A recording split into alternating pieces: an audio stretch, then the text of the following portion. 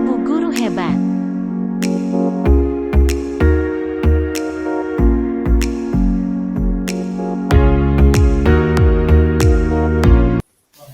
Assalamualaikum Bu. Waalaikumsalam warahmatullahi wabarakatuh. Iya, Bu Sadia. Silakan masuk. Apa kabarnya Bu Sadia? Makasih Bu, alhamdulillah sehat. Bagaimana anak-anak di rumah? Sehat? Di kelas juga aman-aman saja kan? Iya Bu, alhamdulillah aman. Setiap hari banyak kegiatan atau hal-hal yang unik yang saya temukan dari anak-anak. Tapi gimana ya Bu ya? Tapi kenapa? Apa ada masalah, Bu? Sebenarnya saya ingin membicarakan permasalahan yang sering saya hadapi terkait profesi saya sebagai guru, juga sebagai ibu rumah tangga ya Bu. Oh iya. Kira-kira apa yang ingin Ibu utarakan? Mengenai apa? Jadi sebenarnya yang saya ingin ceritakan adalah gimana sih, saya bisa bisa ingin me-manage waktu sebaik mungkin gitu, Bu, antara posisi saya yang bekerja sebagai guru di sekolah dengan berbagai kegiatan yang luar biasa padat ya, juga membagi waktu juga tentunya karena tugas utama saya di rumah sebagai ibu rumah tangga gitu. Jadi saya ingin sekali bisa me-manage waktu agar semuanya bisa berjalan dengan baik gitu, nggak ada yang terbengkalai gitu, Bu. Iya, jadi hari ini tuh Bu Sadia ingin menceritakan tentang bagaimana ya memanage waktu antara menjadi guru dan ibu rumah tangga. Nah, Iya, Bu. dari yang Ibu Sadia ceritakan tadi, kira-kira prioritas itu kan dari angka 1 sampai 10 itu saat ini Bu Sadia ada di posisi angka berapa? Oh, jadi yang posisi sekarang ya, Bu, ya? Posisi saya di sekolah itu banyak sekali tugasnya, Bu, ya.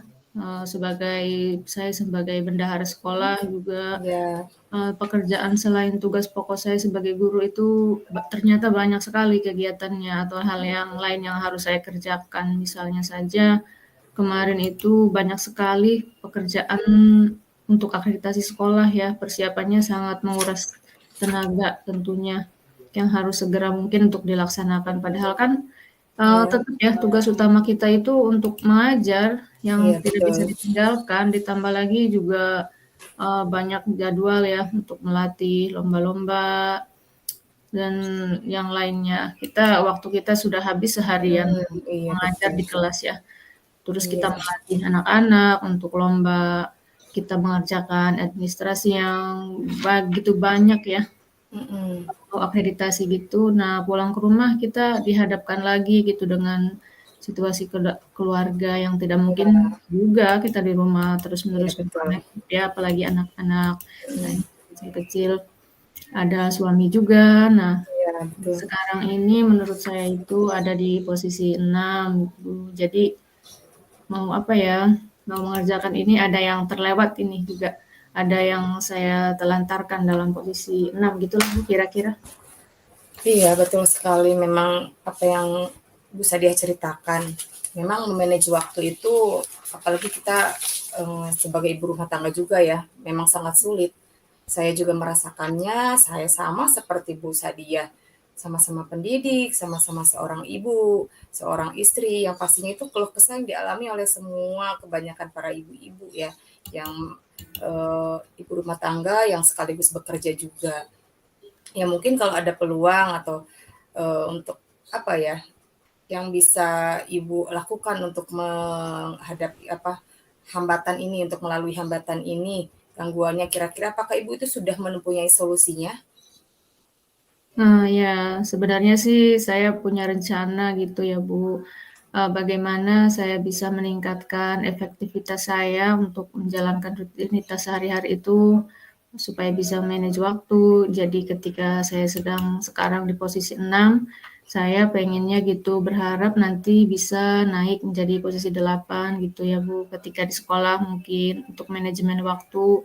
Porsi saya untuk bekerja di sekolah, saya membuat skala prioritas yang mana yang harus saya dahulukan atau yang benar-benar urgent untuk selesaikan pada saat itu juga. Tapi kan yang paling utama itu tugas kita sebagai guru yang mengajar di kelas yang kita ampu gitu ya. Iya.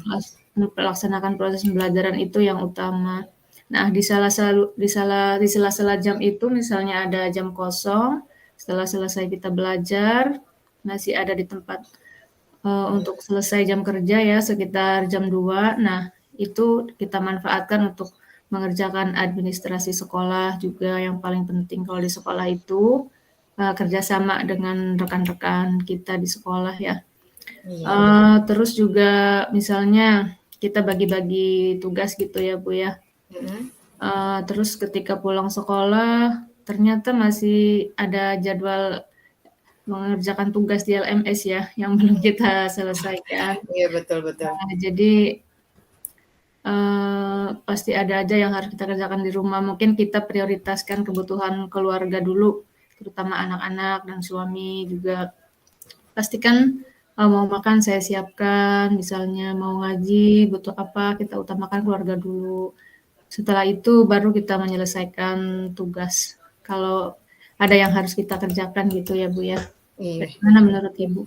Iya iya, betul sekali ya, Bu, ya. Pastinya dalam memilih waktu itu ya harus punya solusi ya, dan tentunya kan memang apa yang kita pilih itu, eee, tidak akan semulus seperti yang kita bayangkan ya, Bu. Pasti di dalamnya banyak sekali gangguan ataupun hambatan yang dapat menghalangi Ibu dalam memanajemen waktu. Kira-kira, apa Ibu sudah mengatasi gangguan hambatan yang nantinya itu? Yang nantinya apa Ibu punya rencana gitu ya, dalam memanajemen waktu itu? Pastinya kan Ibu ada strategi ya yang sudah menjadi prioritas gitu. Rencana yang ingin Ibu lakukan tuh bagaimana cara mengantisipasi gangguan yang sedang Ibu alami sekarang? Oh iya, cara saya mengantisipasinya ya Bu ya. Iya. Kalau misalnya ada tugas tambahan lagi ya Bu, ada pekerjaan lain lagi di samping yang sekarang ini sudah menjadi rutinitas. Yang pertama itu saya harus mengendalikan diri dulu Bu, yang penting ya, istighfar gitu. Iya. Ketika pekerjaan sedang padat-padatnya, sedang pusing-pusingnya, kita kendalikan diri, kembali lagi kepada Allah bahwasanya apa yang kita hadapi pasti Allah akan membantu kita apapun urusannya, insya Allah ada jalan Amin. keluarnya. Itu Betul. yang paling utama ya Bu ya.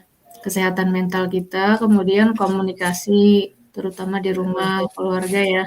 Iya, Keluarga betul. tidak tahu kan ya bagaimana kesibukan kita di luar. Betul sekali. Komunikasi itu penting supaya semuanya bisa memahami, supaya bisa Mmm, bersinergi dengan baik lah di rumah atau iya di iya sekolah iya, juga. benar ya.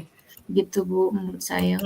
Sudah bagus sih, itu sudah betul sekali. Pastinya dengan adanya komunikasi, adanya komitmen, dan juga kalau prioritas di rumah pastinya prioritas keluarga ya. Kalau di Iya sekolah ya iya. berarti prioritas keluarga, jadi sudah bisa mengatur jadwalnya antara bagaimana prioritas di keluarga, bagaimana prioritas di sekolah gitu. Sudah bisa mengatur jadwalnya, waktunya. Nah, selanjutnya apa komitmen Ibu terhadap rencana ini? Rencana yang sudah Ibu, apa ya, Ibu susun ini? Ya jadi komitmen saya itu terkait rencana ini, ke depannya supaya saya bisa membuat list jadwal kegiatan mana yang harus diutamakan ya, Bu, ya. Yang Mhm. kemudian juga meningkatkan komunikasi dan kerjasama baik itu dengan rekan kerja di sekolah maupun dengan keluarga di rumah. Itu jadi pihak keluarga juga semua rekan guru di sekolah ya, Bu. Mhm mhm. Komunikasi memang diperlukan, apalagi jangan sampai ada miskomunikasi lah seperti itu ya Bu ya. Iya iya iya, betul. Betul sekali. Ya, Ya, bagaimana jadi Ibu ya? jadi permasalahan yang sudah Ibu sedia utarakan ini sudah ada solusinya berarti ya? Dan Iya Bu. intinya Bu Sadia juga sudah bisa bertanggung jawab, bisa memahami inti dari semua masalah yang dihadapi, dan tidak lupa menyadari bahwa kita ini sebagai makhluk ciptaan Allah harus bertawakal, pasrah, istighfar itu. Itu sudah bagus sekali ya Bu. Nah sekarang bagaimana perasaan Ibu setelah mengobrol saling berbagi cerita seperti ini? Ya, rasanya lebih lega ya Bu ya, hubungan baik. Yang pertama saya merasa lebih lega, dan perempuan itu kan ketika sedang pusing pasti pengennya curhat gitu ya, ada teman yang Betul. ngobrol sefrekuensi lah gitu. Iya, Setidaknya, Ibu sudah sangat membantu, beban pikiran saya ketika Ibu sudah menguatkan atau meyakinkan saya bahwa saya pasti bisa gitu, menjalani hal yang, dengan yakin. Kemudian saya juga makin percaya diri Bu, untuk menghadapi situasi ke depannya yang saya betul. alami. Terima kasih banyak ya Bu. Iya iya. Jadi saya, sebagai kepala sekolah di sini, jadi jangan sampai ada jarak antara kita ya Bu Sadia ya, walaupun dengan Iya, guru yang lain juga. Kalau memang ada yang harus dibicarakan, harus kita saling berbagi, insya Allah saya akan meluangkan waktu untuk Bapak dan Ibu guru di sekolah ini. Terima kasih juga karena sudah dapat solusinya ya, sudah bisa pencerahan, saling berbagi, saling menasehati karena saya juga tidak apa namanya, bukan berarti saya lebih pintar, tapi di sini kita bisa saling berbagi, saling memberi pengalaman dan mencari solusi bersama-sama. Dan saya doakan semoga Bu Sadia bisa menjalankan aktivitasnya dengan lancar dan mulai hari ini bisa memanajemen waktu dengan baik ya Bu Sadia. baik. Terima kasih banyak ya Bu. Iya, Saya iya, izin keluar dulu ya Bu. iya, iya, iya, nanti Ibu juga nyusul ke sana ya. Ya, Iya. Assalamualaikum. Waalaikumsalam.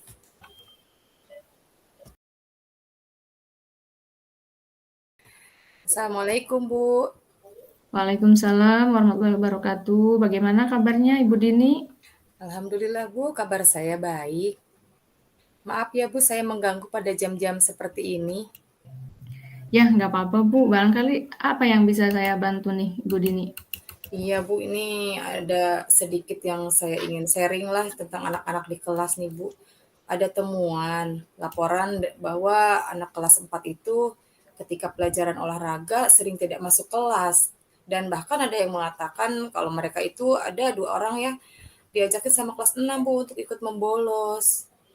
Wah, iya ya. Ternyata ada masalah ya Bu Dini ya. Nah, jadi apa nih tujuan dari percakapan kita kali ini nih, Bu Dini? Apa yang Ibu Dini harapkan dari percakapan ini?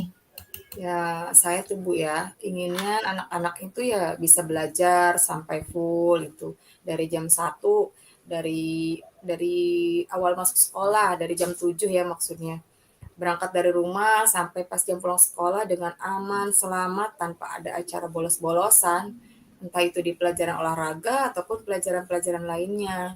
Jadi saya inginnya anak-anak itu seperti itu, pulang sekolah datang tepat waktu dan pulang pun tepat waktu. Jadi tidak ada budaya bolos mengikuti tren kakak-kakak kelasnya itu, Bu. Oh iya ya benar ya Bu ya. Itu sebuah permasalahan ya Bu Dini ketika anak tidak bisa mengikuti pembelajaran sampai tuntas. Jadi pertanyaan juga gitu, kemana mungkin mereka ya ketika yang lainnya belajar tidak ada di kelas. Coba Ibu Dini bisa jelaskan dari awal sebenarnya seperti apa sih permasalahannya itu? Iya, Bu, dari awal itu saya dapat laporan dari guru kelas olahraga, terutama ya bahwa si S ini kita sebut aja ya inisialnya adik sama adik A Iya, itu ya. Kalau pelajaran olahraga tuh apabila kita ketika pelajarannya di luar kan biasanya kalau olahraga itu nyambung ya Bu iya ya. ya betul, Dari betul. istirahat, dari jam istirahat ke jam berikutnya. Kadang sampai pulang. Kadang kalau pagi-pagi saya pelajaran nanti jam 3 sampai selanjutnya itu olahraga.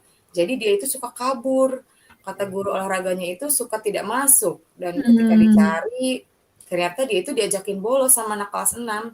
Saya juga belum begitu pasti ya Bu, apakah ini memang kemauannya dia atau apa dia tidak suka dengan pelajaran olahraga ataukah dia itu di bawah tekanan kakak kelasnya. Kalau tidak ikut mungkin ada ancaman atau apa ya. Ya itu juga kan perlu diverifikasi, cari tahu akar masalahnya. Kenapa bisa sampai mengikuti budaya yang tidak baik itu. Jadi karena kan membolos di saat jam pelajaran memang budaya yang tidak baik dan tidak boleh ditiru. Apalagi sampai terus dilakukan berulang-ulang seperti itu, Bu. Oh iya ya, jadi permasalahan ini berarti sudah berulang kali terjadi ya Bu, ketika jam olahraga anak-anak, ternyata ada yang tidak ikut begitu dan ketahuannya pas kebetulan ada anak Ibu ya di kelas. Ya, Ibu ajar itu ternyata ada yang bolos. Nah, kalau dari hal tersebut, kalau dari skala 1 sampai 10 nih, sekarang posisinya itu ada di skala berapa, Bu, keadaannya itu?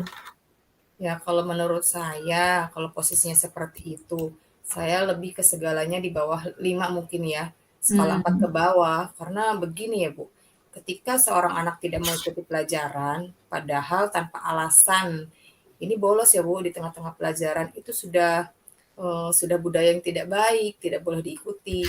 Beda dengan dengan ketika anak tidak masuk kelas dari awal atau dari pertama hari tersebut tidak masuk kelas. Itu masih bisa saya beri toleransi dengan skala 6 karena kan anak itu memang alpa sudah dari awal masuk kelas. Nah, kalau ini kan di tengah-tengah, kesannya seperti tidak menghargai atau menghormati guru mata pelajaran tersebut, Bu. Dan sedangkan tidak tahu apa alasannya, motifnya. Bagaimana ya menyikapinya begitu ya, Bu? oh iya ya, Bu Dini, betul sekali, Bu. Itu sudah termasuk mungkin pelanggaran juga ya, kesepakatan atau keyakinan di kelas Ibu ya. Hmm, Kemudian juga tidak sesuai dengan budaya positif yang dikembangkan di sekolah. Jadi sikapnya sudah benar-benar di bawah standar ya, Bu. hmm. Jadi bisa itu untuk skala 4 saya juga sangat setuju. Nah, kemudian kira-kira Bu Dini ingin posisi atau harapannya besok-besok ini di posisi skala berapa? Ya, kalau saya sih Bu, pastinya harapan saya untuk masalah anak rajin sekolah itu, saya inginnya skala posisinya ke 10 ya Bu. Minimal untuk Hmm. memotivasi anak supaya apapun pelajarannya, siapapun gurunya, dia harus sekolah. Kalau memang dia tidak ada halangan. Tanpa halangan ya, kalau misalkan dia memang sakit itu kan pastinya, meskipun dia tidak mengikuti pelajaran olahraga kan, harusnya izin atau koordinasi dengan guru mata pelajaran tersebut. Jangan asal kabur, apalagi sampai ada yang melaporkan Iya, bahwa betul. ada saksi mata Bu dari kelas lain bahwa si ini tuh bolos tidak mengikuti pelajaran olahraga. Nah, saya inginkan skalanya tuh 10 itu untuk kehadiran Bu. Ya. Bagus, Bu. Memang skala 10 itu untuk sikap ya. Apalagi untuk kehadiran itu hal yang paling utama bagi seorang siswa di sekolah itu ya. Karena mau bagaimanapun dia harus mengikuti setiap pembelajaran di sekolah sampai selesai. Nah, kemudian ya dari permasalahan tadi yang sudah sangat jelas, kira-kira nih apa rencana yang akan Bu Dini laksanakan untuk memperbaiki permasalahan ini? Iya Bu, rencana saya tuh ya untuk memperbaiki permasalahan tersebut. Yang pertama, pastinya saya harus berkoordinasi dulu ya dengan Ibu sebagai pimpinan atau kepala Iya, sekolah. Kemudian saya koordinasi dengan guru mata pelajaran olahraga karena itu kan menyangkut kejadiannya di pada saat jam olahraga. Nah, di saat jalan olahraga kemudian saya juga harus berkoordinasi dengan guru kelas 6 karena berdasarkan laporan anak kelas 4 itu mereka kabur itu atas ajakan atau bujukan kelas 6. Kemudian saya akan memanggil siswa tersebut secara individual, personal ya Bu, tidak di tempat umum. Apa namanya? tidak Masalahnya jadi dikumpulkan gitu ya, Bu ya? oh iya, jadi tidak dikumpulkan di ruang guru. Terus saya juga akan koordinasi melalui pesan WA kepada orang tua, orang tuanya anak-anak yang bersangkutan. Yang 2 orang itu untuk bisa ditemukan nanti jika masalahnya masih belum terpecahkan. Dan juga nanti kita akan cari sama-sama, cari solusinya, akar masalahnya itu apa, dan bagaimana nantinya. Apakah anak itu mempunyai kesadaran sendiri untuk memperbaiki kesalahannya dengan cara merestitusi masing-masing oleh guru kelasnya masing-masing gitu ya Bu. Atau diberikan pengertiannya, arahannya bagaimana nih supaya dia bisa merubah sikap dan supaya bisa mempunyai kesadaran diri. Intinya bahwa apa yang dilakukannya itu memang tidak baik dan tidak boleh diulangi lagi, Bu. Iya, bagus sekali Bu Dini ya. Itu jadi melibatkan semua pihak ya Bu ya, mulai dari Iya, Bu, tentunya betul. guru-guru di sekolah, baik itu saya Hmm, sebagai kepala sekolah, tentunya murid yang bersangkutan juga, dan juga orang tuanya sejauh mana mereka mengetahui keadaan anak-anaknya mengikuti pembelajaran atau tidak ya, kemana mereka ketika jam pelajaran. Nah, ketika proses tadi restitusi yang akan Ibu jalankan mungkin ada hambatan ya pasti ya, yang akan mungkin terjadi gitu, tidak sesuai dengan yang Ibu rencanakan. Kira-kira bagaimana? Apa hambatannya dan bagaimana kalau ada hambatan Ibu, Ibu Dini menyikapinya? ya pastinya dalam merestitusi itu pun nanti kan ada penyelesaian masalahnya ya, Bu. Tapi kan tidak akan semulus dan tidak semudah yang kita bayangkan.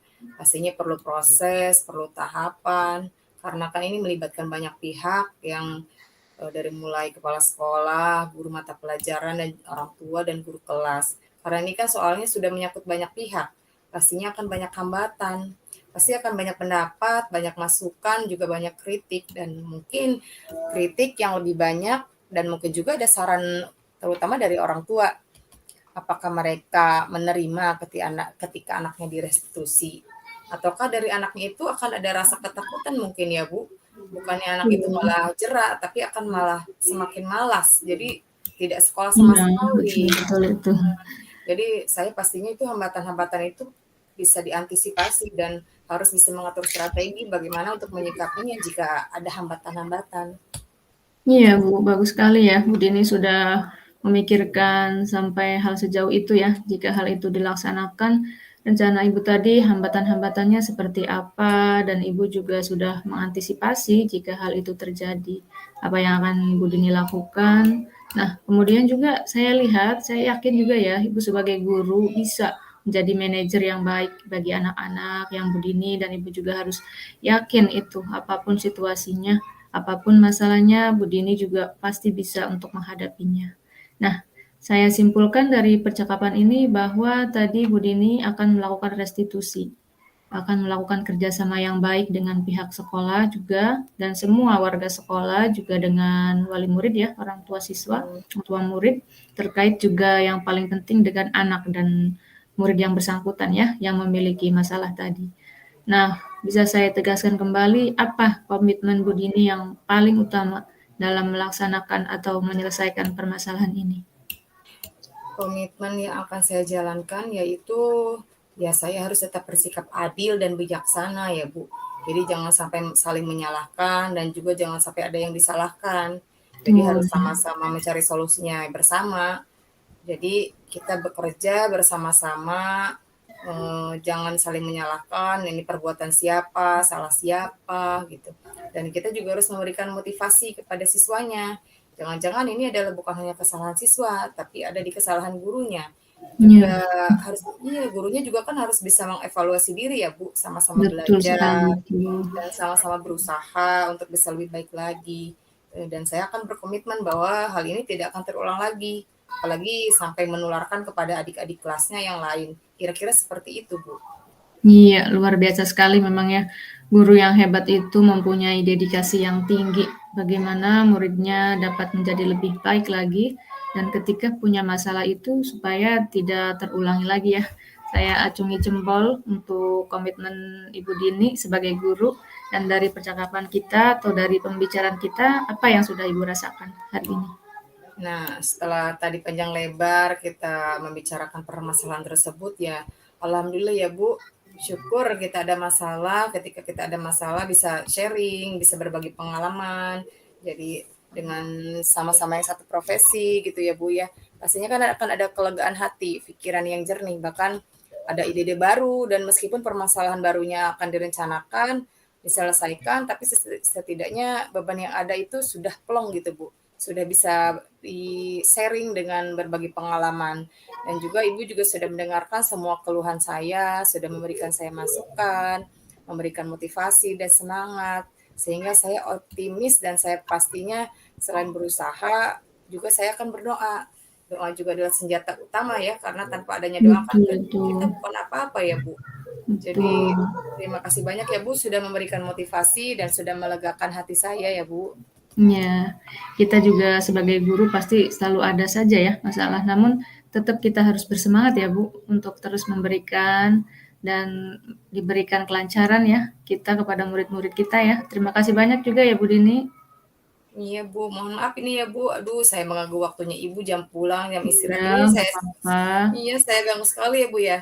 Terima kasih banyak atas waktunya, mohon izin saya mau keluar dulu ya Bu ya. Iya, Nanti ayo, bisa ketemu lagi dan bisa sering-sering sama-sama. lagi sama Ibu ya Bu. Iya, Terima kasih, assalamualaikum. sama-sama. Waalaikumsalam.